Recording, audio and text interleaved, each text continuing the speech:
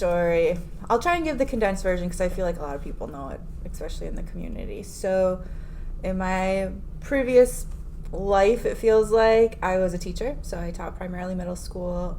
My last year teaching, I did special ed, but when you're a general ed teacher, you kind of just do it all. And so realizing I love teaching. I love working with my students, but I hated the bureaucracy of school. Mm-hmm. I felt very pigeonholed into what type of teacher I could be or how best I could serve my students. And I just felt like it was continuing to be hitting a smaller and smaller amount of my students that just really doesn't work for anybody. And so started thinking about how do I pivot out of this. My husband, who is also an entrepreneur here in Madison, he was, thankfully one of my hugest champions when he said, why don't you start a business? And I was like, I've never taken a business class in my life. Like, who am I to become an entrepreneur? And, getting more involved in the entrepreneurial scene here in Madison. I started my first business in 2011 called Fractal that did STEAM enrichment programming for school-age kids. So trying to blend what they're learning at school into real-life applications. Then I started a micro-granting event called Madison Soup that was all community-driven to put dollars into new initiatives that were creating positive impact within the Madison community. And then went to an event that I really didn't want to go to, but I kind of got dragged along because Chris, my husband, was working with Amy Gannon, who at that point was a professor at Edgewood College teaching entrepreneurship, and he was like, oh my God, you need to meet Amy. And we literally met and bonded at Startup Weekend back in 2012 here in Madison and launched Doyenne 4 months later at Forward Fest. Oh, wow. And so then that's long story, or the short story of what's gotten me to today. Well, and okay, so I want you to get into just like a quick, kind of like a broad overview of what Doyenne Group is and what they do to service the community. Yeah, so Doyenne, we're a 501c3 nonprofit focusing on supporting women and marginalized gendered entrepreneurs who are leading early stage ventures to help them build their success. So our sweet spot is really supporting the entrepreneurs when they're thinking about, I've made it to this point, but I don't really know what needs to happen to get to the next point of success. Whether that be bringing on first investor dollars, whether that be just expanding their target market or expanding their reach from, I've got 5 customers or clients right now that are paying my bills, but how do I go bigger?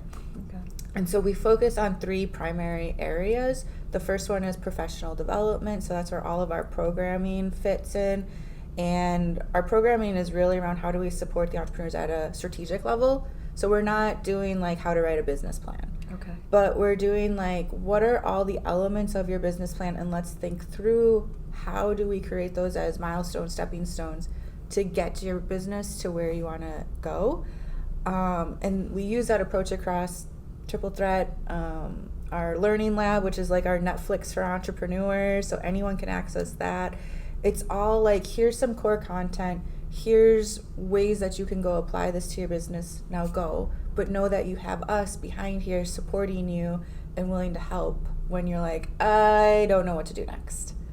The second area is around funding the ventures. So as we know, women and marginalized gendered entrepreneurs are way below where it should be as to how much funds, not just investor funds, but traditional bank loans or non-traditional lending as well. And so how do we move the dial? And we've done that through, we have our own investment fund. All those dollars have been designated out, so we've supported over 40 businesses in Wisconsin between grants and equity investments for their businesses. And hopefully we'll get some returns on those at some point.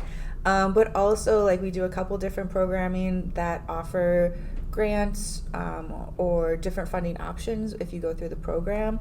But then also, how do we serve as a pipeline, which kind of within the other funding areas within Wisconsin. But that also kind of goes into our third area of transforming the narrative. So this goes back to when we first started Doyenne and really looking at when less than 10% of the attendance for your entrepreneurial event identify as female, or we continue to read the press.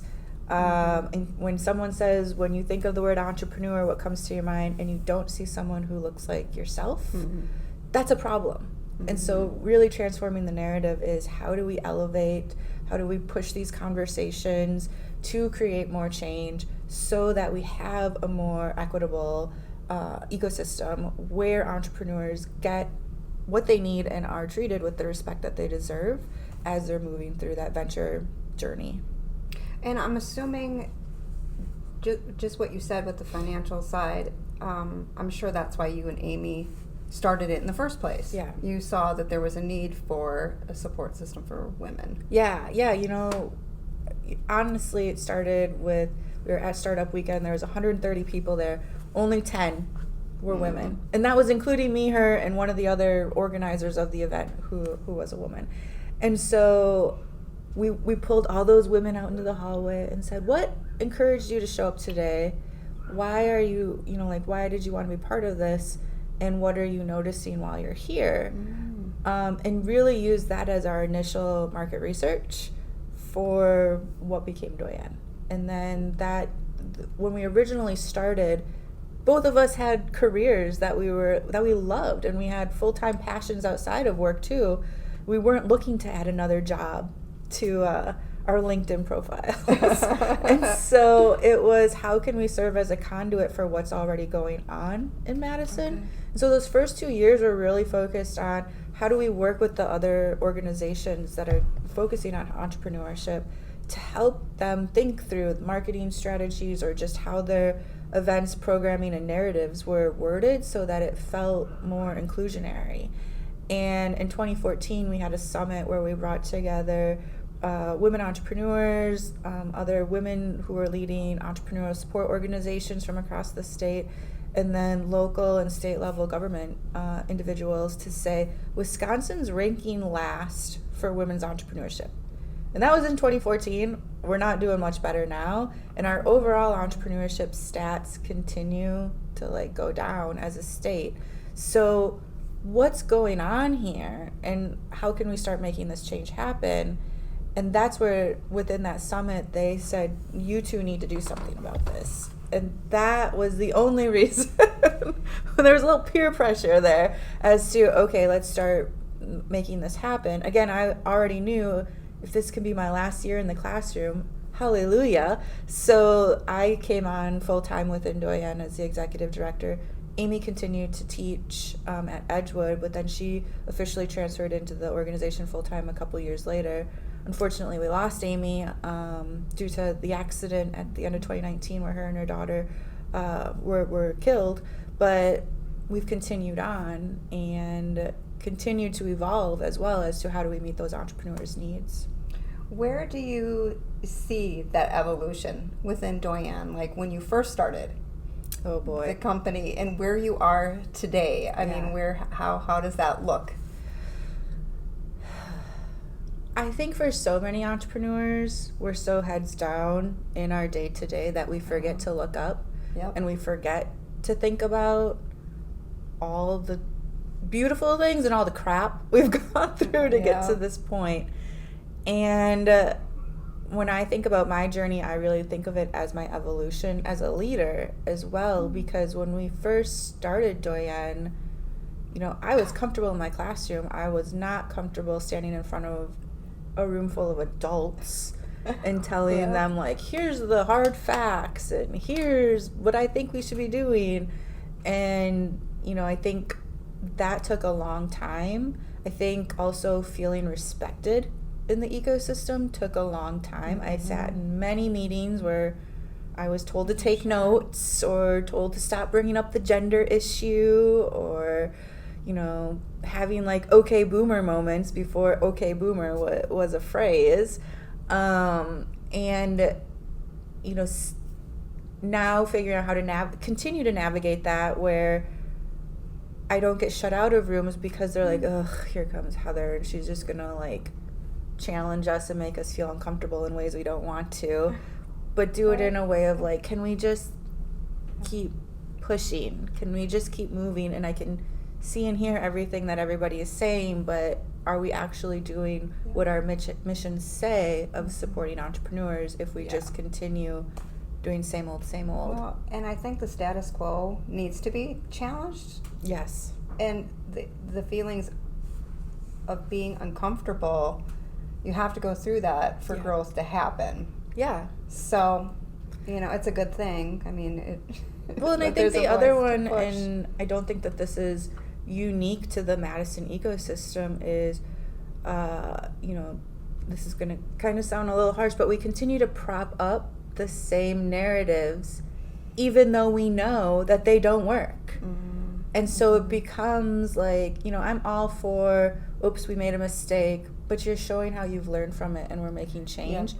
But when we continue to say, oh, that's just so-and-so acting the way they do, that's not benefiting anyone. That is continuing the status quo, and it's actually hurting everyone who's either trying to break in or also who's already in it, because we're perpetuating those cycles. That's not serving our mission statements that we claim. Often a more broad sense, what do you think the biggest struggle for an entrepreneur is, and then what's the biggest struggle for like a woman or marginalized entrepreneur?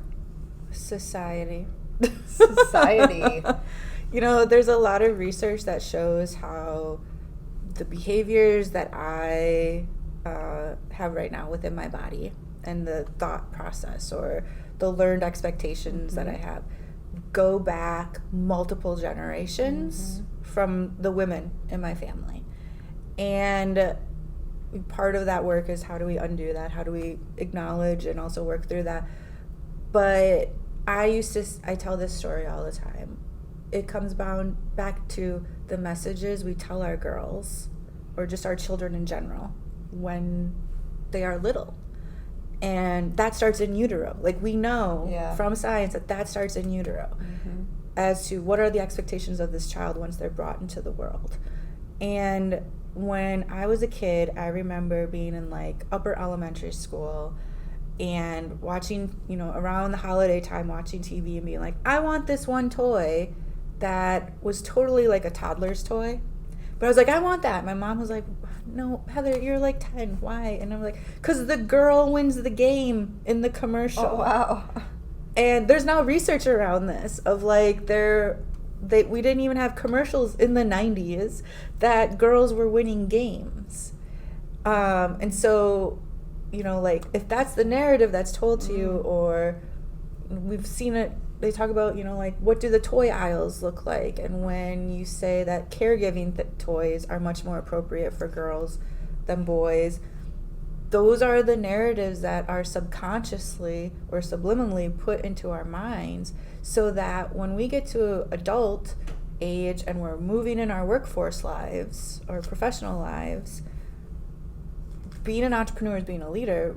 We have been told, like, be a good girl, or being a good girl has certain connotations, or do, like, this is as far as you can reach. Oh, well, you got to make sure you're doing all these other things at home, so you can't do the same things that our male counterparts do. And none of these are new. We've all heard these a million times. But, like, it's important that it starts that age. That's where, so before we started recording, we were talking about bringing kids and letting kids see their moms or their aunts or just other female influential people in their lives in these leadership opportunities, because that helps them feel like, I can do that too. And that's where the representation just really matters. I said earlier, like, when you think of the word entrepreneur, do you think of someone who looks like you? We continually think of, like, Elon or Bill or certain white dudes. Yep. And so how do we continue to change that and push that, so that when we think of a woman entrepreneur or just a woman in innovation or woman in leadership, we can picture ourselves let alone someone who looks like us. Women in strong leadership roles have to a lot of times take on that more masculine energy. Do you feel that? Do you see that? Or do you... Yeah, I have done a lot of work around that. Okay. Because I remember we were doing new headshots. Oh man, this was like maybe 10 years ago. We were doing new headshots, and we were talking with the photographer about like what we should wear based on where we were taking the photos. And she goes, "What do you want to wear?" I go, and she's like, "Well, when you think of yourself as a leader, what do you envision yourself wearing?" I go, "Honestly, what I envision is a man sitting behind a big, huge wooden desk wearing a 3-piece suit." And we did a photo shoot. So we did like that. Like I showed up wearing a 3-piece suit and I sat behind a desk, and like we didn't use those pictures publicly. It was just for fun. But the photographer ended up using them. But that was really eye-opening of like just the embodiment of what leadership looks like. So how to represent yourself, how to talk, how to be taken seriously and play the game and act like one of the good old boys so that you're included into these circles. And the more I continue to see myself trying to fit into that, one, thank God I had Amy, because she would call it out and I would call it out in her of like, you're doing that thing again. But then also like just feeling like I was moving farther and farther off my center as to who I am, how I represent myself, and having to pull myself back into that. And so that I do that a lot every single day of like, how am I living my authentic self right now? And knowing that it changes and evolves, but also like this in a lot of ways goes back to our approach in Doyenne of supporting people holistically. So when you show up at Doyenne, I don't want to just see your polished entrepreneur side. I don't want you to come and ask questions that you already know the answers to or you thought through already. Like, I want you to show up and be like, I'm a hot mess, if that's how you're feeling, and know that, okay, let's work through that. Or your kid's on your hip, or your kids are sitting at the conference table next to us as we're working. Okay, you know, like, or I have 15 minutes while I'm driving somewhere. Okay, let's make it work. Like, life is so much for all of us, and sometimes it is, how do we just slip these little pieces in? But those little pieces create such a much more bigger, broader, beautiful whole as to what we're able to achieve in our lives. I love that. And the thought I got in the middle of that was like, I get so much feedback from people that have any connection with you, that have gone through a program, that have worked with you, and they just feel really good about the whole program. And when you talk about it, I'm like, yeah, they could show up in their authentic self and they were accepted. Yeah. And I think that is so empowering. The point of the masculine energy in a leadership role, my dream and prayer is always that we can bring more. I feel like women bring more loving kindness, empathy, and compassion to the world. And when we can get more women in leadership that can bring that forward, there'll be this shift in that tide. Do you see that compassion or kindness coming through? I do, and I think that, so we've had a couple women that have gone through Doyenne programming like 2 years ago, and this was their first time experiencing something like this, of like, like just our approach, because it was very different in the other ways that they've received support from different organizations or through their previous professional experiences. And I remember when they were going through the program being like, oh, this is really hard. And there was a ton of pushback, and a couple of them were even like, I think I need to drop. This isn't the right feel for me. I'm like, okay, no hard feelings. Like, you got to do what you got to do. And if I don't want you, like, it sounds mean when I say I don't want you here, but it's not to be mean. It's, if we're not the right tool for you, please put us down and go pick up the tool that's right for you. Like, please find where you get the most support that you need. But now they've started, a couple of them come back and they are now coaching or mentoring in some of our programs. And they will tell the entrepreneurs, look, I was horrible because I had not had this type of experience before. And they had also realized how much they had been masking or worked through the trauma that they went through in their previous experiences to realize they just didn't realize it until they took a step back and could process all of oh, that's why Heather was acting the way that she was acting. That's why when the mentors and coaches go through training for Doyenne before they're able to work with the entrepreneurs, Heather says these things, or we do these different exercises. And again, that goes, I think that partially goes back to how I ran my classroom of we're a community of learners. No one has all the answers. I'm not going to stand up here and pretend that I know it all. Call me out. We'll learn together. But also knowing that before you walk into the door of the room with me, you had an entire life of experiences. Mm-hmm. And I don't need to know all that, but my job is to try and listen and figure out the best way to support you, not the other way around. Yeah. Not you show up and you need to be a certain person to be able to get access to me. Mm-hmm. That just, it doesn't work. Mm-hmm. And I think that goes back to just how women maneuver and run our lives as to how we're always, call it code switching, but also just how do we show up in a different way? Yeah. That's the good part of how we're talked to and treated in our childhood. Business and being in your position is can be extremely challenging. I know you've probably seen a lot of wins, and it's very rewarding at the work you do. Yeah. But what inspires you and motivates you? What the days that you're just I just want to give up and just crawl under the covers. Sleep. I just want to scroll Indeed and find a new job that I don't have to go fundraise for. What's the thing that goes, no, I got to get up and go to this today?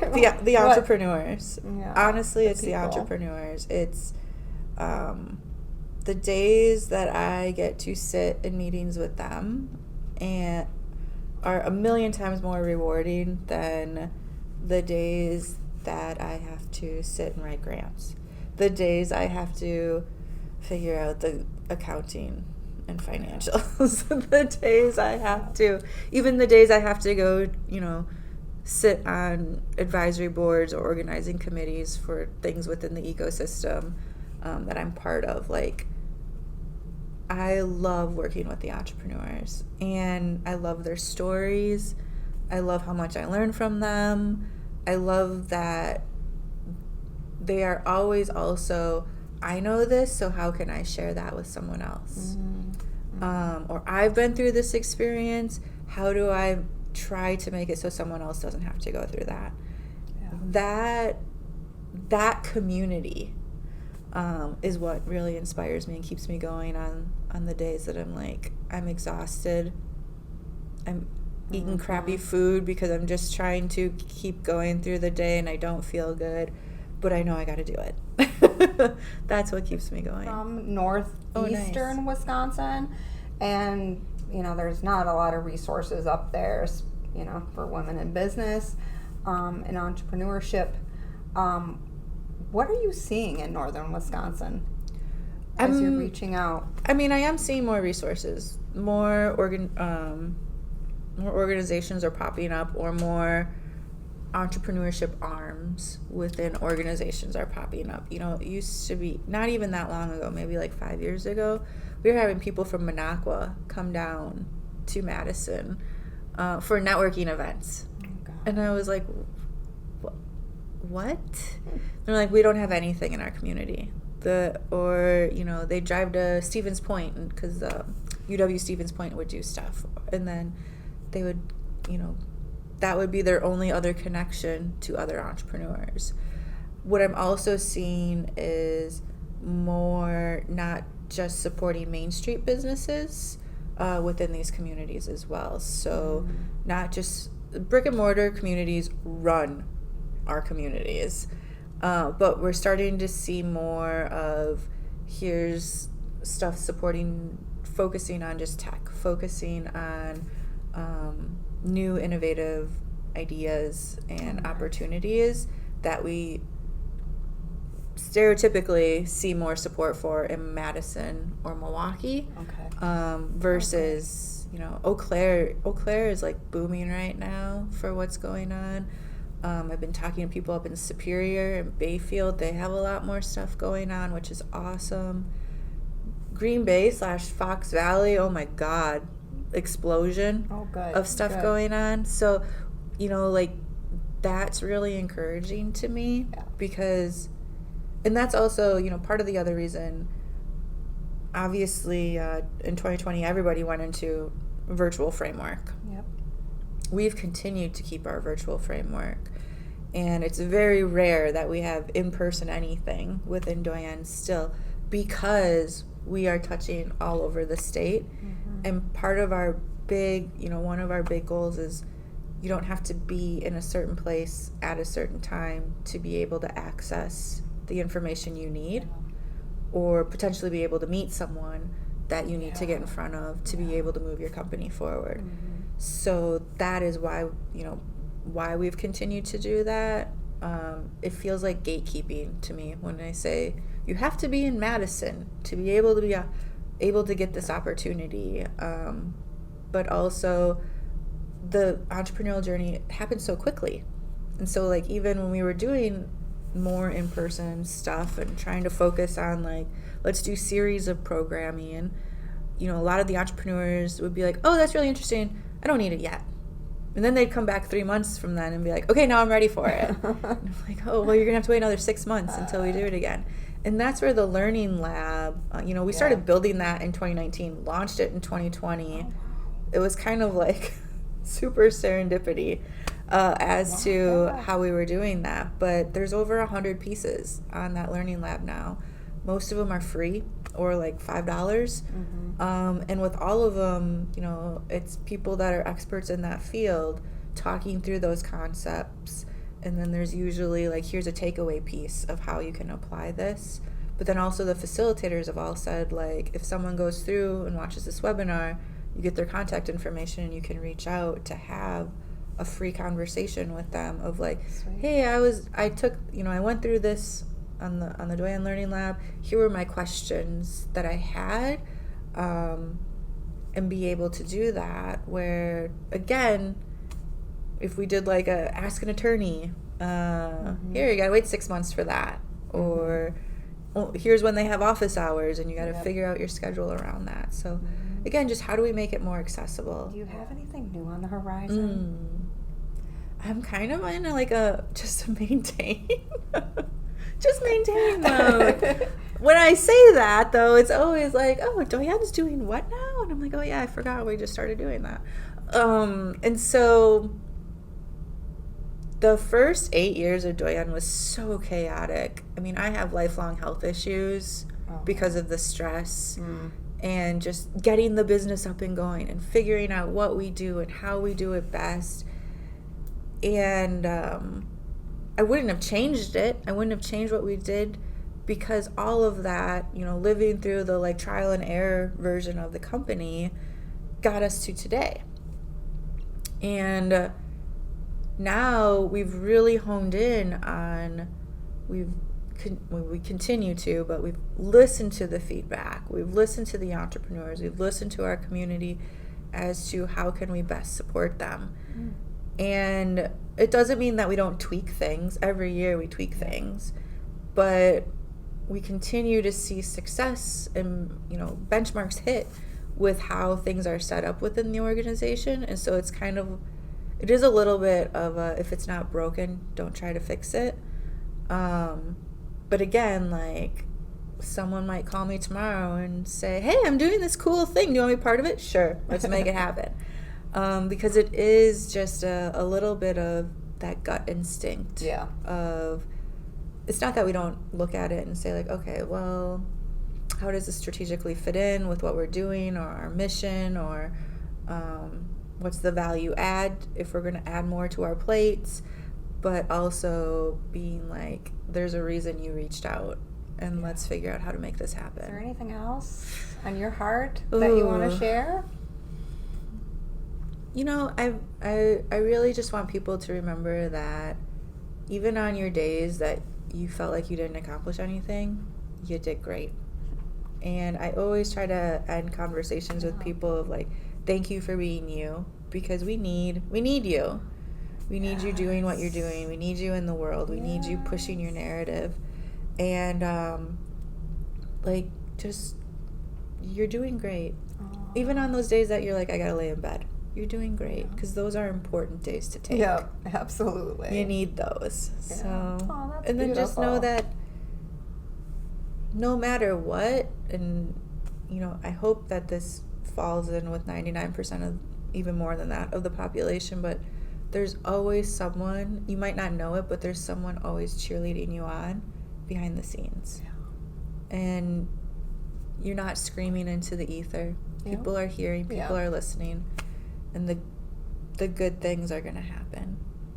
There's my you. I am not woo. That was very woo of me. I feel it. Maybe I brought it out in you. Like, oh, over here in tears by that, because it is very important for somebody to hear that. Well, this has been really fun. Thank you so much for having me. Yeah. Thank you.